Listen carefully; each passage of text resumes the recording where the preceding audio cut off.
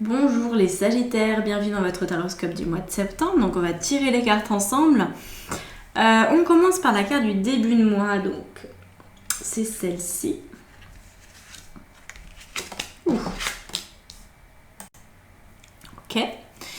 Ensuite, on va aller voir qu'est-ce qui est possible d'ici la fin du mois en termes de réalisation personnelle. Ok, 6 de coupe. Ensuite, on va aller voir le défi qui vous attend. Les ressources pour mener à bien ce défi. Il m'a dit non, vous avez que de ça. Ensuite, la carte conseil. Conseil. Ah oui, quand même, un peu la tête sur les épaules. Et impact. L'impact que ce mois va avoir dans votre vie, où est-ce que ça va venir en fait titiller. Alors. Ok, je crois qu'on est bon. On peut commencer. Donc, l'énergie dans laquelle vous êtes en ce début de mois, vous êtes vraiment in love. Hein. Enfin, in love. Non, c'est pas forcément dans le bon sens, en fait. Il est le cas des amoureux. Alors, la carte des amoureux, ou de l'amoureux, parce que normalement, dans le tarot de Marseille, c'est l'amoureux, c'est pas les amoureux, là, c'est the lovers, mais normalement, non. Donc, vous êtes certainement dans une recherche d'un idéal. Moi, je vous sens... je vous sens fleur bleue, voilà, les Sagittaires, je sens fleur bleue, je sens que vous avez envie de rêver d'un monde idéal, d'une relation idéale, comme si vous étiez prêt ou prête à vous engager, pas avec le premier venu, quand même pas, mais pour... c'est très positif, hein, quand même, hein, il n'y a aucun jugement de ma part par rapport à ça. C'est bien, mais... c'est comme si c'était un peu trop, voilà. Peut-être que vous vous êtes fait tout un film de ce que votre monde allait pouvoir devenir.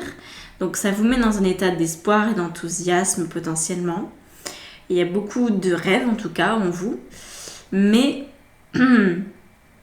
est-ce que vous avez complètement conscience de ce qui se joue en arrière-plan? C'est ça dont je ne suis pas pleinement persuadée. Donc on va aller voir ce qui se joue. Ici, on a la carte qui nous indique l'impact. Ce qui va se produire potentiellement en réussissant ce défi. Ce qui peut se produire potentiellement avec un 6 de coupe, c'est un retour à l'essentiel.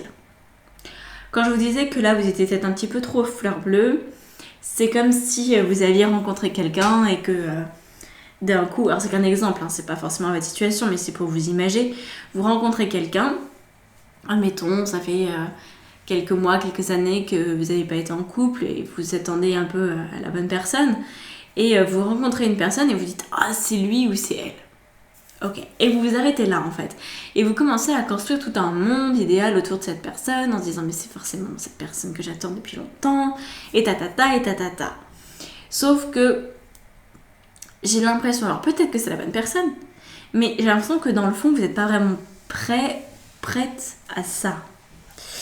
Et que ce que ça va pouvoir vous apporter, ce qui est possible à la fin du mois, c'est de revenir à l'essentiel, revenir à qu'est-ce qui est vraiment vous. Parce que là, j'ai l'impression que vous pourriez presque faire en sorte d'être aimable, juste pour pas être seul ou juste pour vous sentir accompagné, aimé, soutenu. Alors que dans le fond, c'est peut-être pas si vrai que ça, l'histoire. Donc on verra après avec l'extension comment ça se joue. On va faire une extension après avec le tarot Visconti, un très joli tarot. Néanmoins, je vous le dis, cette extension, elle est payante en fait. C'est un abonnement qui s'appelle le Clair de Lune. Je trouve ça c'est très joli nom. En fait, Clair de Lune, pourquoi? Parce qu'en fait, il y a aussi avec les extensions, toutes les extensions de tous les signes du zodiaque, il y a 2 soins, un de nouvelle lune et un de pleine lune. Il y a un live questions-réponses par mois. Et puis, il y a un exercice de maîtrise spirituelle par mois. Donc voilà, ça vous donne en fait accès à une plateforme sur Internet. Et le live, en fait, il sera aussi par Internet, évidemment.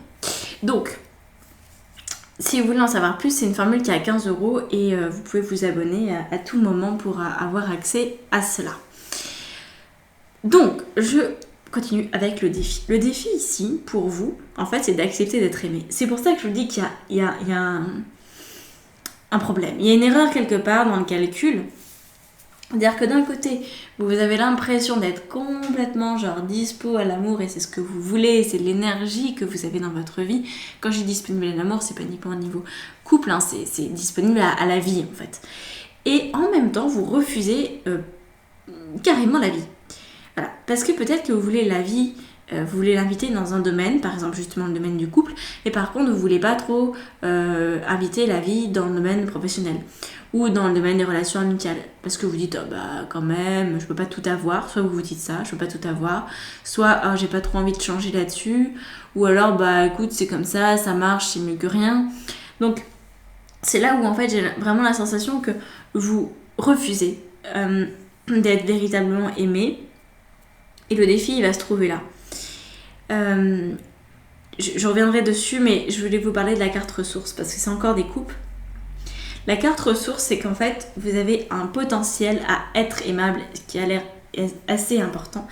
C'est-à-dire que vous avez la capacité à faire la fête, à vous entourer de monde, à être apprécié pour qui vous êtes et ce que vous êtes. Voilà, vous êtes apparemment quelqu'un qui n'a pas de difficulté véritablement à s'entourer, mais qui pourrait rester dans une forme de superficialité. Donc, là, la ressource, elle nous dit, tu as déjà beaucoup de relations. Donc, je pense qu'en fait, la ressource, c'est, étant donné que tu as déjà beaucoup de relations, essaye de voir celles que tu gardes, celles que tu gardes pas, et celles que tu as dans ta vie et qui te conviennent complètement, accepte-les jusqu'au bout. Voilà. C'est déjà en fait un travail là-dessus. C'est sans attendre encore une nouvelle chose, une nouvelle rencontre ou quoi que ce soit. C'est déjà observer ce que vous avez, ce que vous possédez, les relations que vous entretenez, pour que les relations que vous entretenez ne soient que en lien avec la vie, en lien avec l'amour. Vous voyez ? Donc voilà, c'est un premier tri, un premier défi, parce que si vous voulez vraiment ça dans votre vie, voilà. Vous avez déjà pas mal de monde apparemment autour de vous, pas mal de relations, de situations, de vie qui en fait ne sont pas vraiment raccord avec votre idéal, donc il y a besoin de faire le tri. Et le tri, il est là aussi avec la carte conseil, parce que la carte conseil avec le valet de bâton, c'est vraiment une prise de décision en fait. Le valet de bâton, c'est on assure le truc, on fait en sorte que il n'y ait rien qui dépasse. C'est pas, par exemple, je vous donne un exemple, vous vous retrouvez à un barbecue avec des amis, et puis il y a plus de la moitié avec qui ça va pas, et vous vous sentez obligé de parler en fait avec tout le monde. Et vous considérez en fait toutes ces personnes-là comme des amis. Que le valet de bâton indiquerait, c'est disons que par exemple il y a 20 personnes, donc il y en a 10 qui sont vraiment vos amis, et puis les autres en fait c'est des connaissances, c'est pas vraiment des amis. C'est important en fait pour vous de pas vous sentir obligé d'eux pour être aimé, et de pas non plus festoyer, profiter, en donnant l'impression de profiter en fait sans que ce soit vraiment complètement vrai pour vous. Je crois qu'il y a besoin de plus d'honnêteté dans vos relations, quel que soit le type de relation en fait. Voilà. Ça veut pas dire de couper avec tout le monde, pas du tout. Ça veut dire qu'il y a des gens avec qui vous pouvez vraiment partager, que vous considérez comme des amis, que vous considérez comme des vrais bons collègues, que vous considérez comme je sais pas, enfin bref, vous voyez ce que je veux dire. Et puis il y en a d'autres, c'est des gens que vous connaissez, mais c'est pas forcément des gens avec qui vous avez des affinités. Et vous n'êtes pas obligé d'avoir des affinités avec eux. Et ça, en fait, ça vient du fait que vous avez peur de souffrir et donc vous préférez ne pas accepter vraiment l'amour de là d'où il vient. Et donc, quitte à avoir, c'est là où c'est très paradoxal parce que vous n'êtes pas quelqu'un de solitaire, là. Enfin, en tout cas, c'est pas ce qu'on me montre. On me montre quelqu'un qui est presque sur-sociabilisé.